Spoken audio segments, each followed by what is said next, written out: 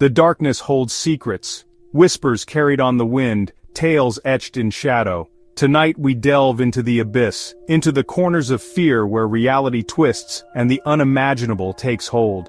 Prepare yourselves, for these are the whispers in the dark, chilling echoes of what lies just beyond our perception. Our first whisper comes from a quiet suburban home. Sarah, a young artist, found solace in the late hours, the silence broken only by the scratching of her pen. But lately, a different kind of silence had settled in, a heavy, watchful quiet, sound of a faint creak from within the walls. It began subtly, a feeling of being observed, a prickling sensation on the back of her neck when she was alone. She dismissed it as stress, the overactive imagination of a creative mind. Sarah glances nervously around her room. A shadow flickers near the closet. But then came the shadows, not the usual dancing silhouettes cast by the moonlight, but deeper, more defined shapes that seemed to linger just at the edge of her vision. They had a stillness, an unnerving focus. Close up on the crack in the wall, a dark, indistinct shape seems to peer through it. One night, as Sarah lay in bed, unable to shake the feeling of being watched, she noticed it. There was a small, dark shape in the crack of her bedroom wall. It didn't move, didn't breathe. It simply watched. There was this soft, almost imperceptible scratching sound. Days turned into sleepless nights. The watcher remained, silent and unblinking. Sarah tried to ignore it, to convince herself it was just a trick of the light, maybe a flaw in the plaster. But the dread grew, a cold knot in her stomach. Finally, driven to the brink, Sarah grabbed a hammer.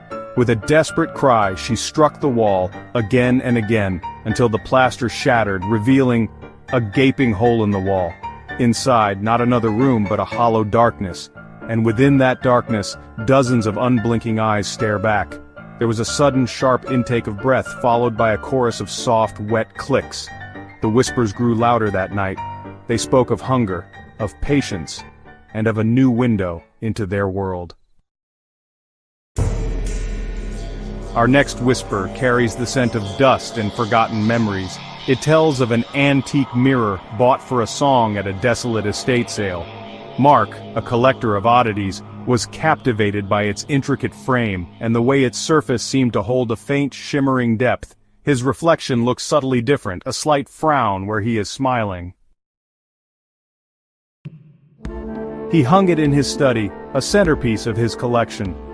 At first it was merely a beautiful object, but soon, Mark began to notice strange occurrences, fleeting movements in the reflection when he was sure he was alone, whispers that seemed to emanate from the glass itself, a faint, almost inaudible whisper, perhaps Mark's name.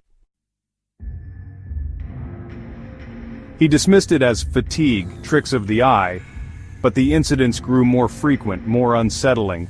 His reflection would sometimes linger a moment too long after he moved. Its eyes seemed to follow him. His reflection slowly turns its head to look directly at him, even though Mark hasn't moved. One evening, as Mark stood before the mirror, he saw it clearly.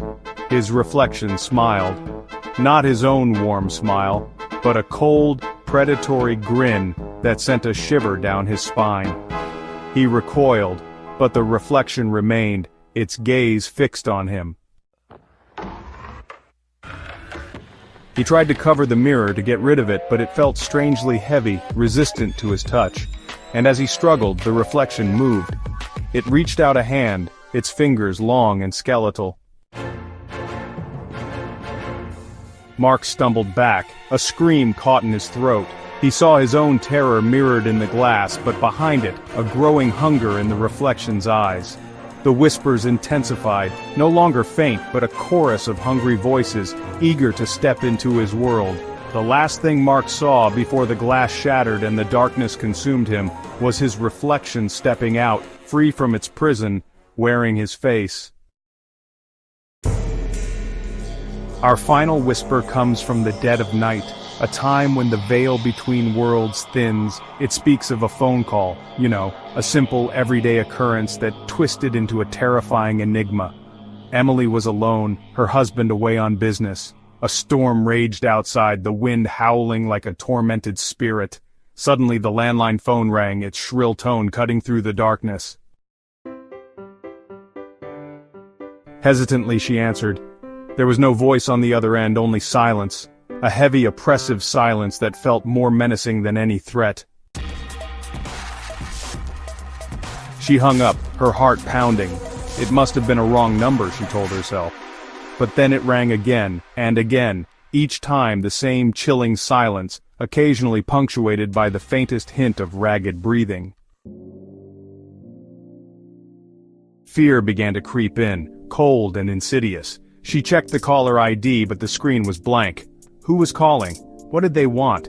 The silence felt like a presence, watching, waiting.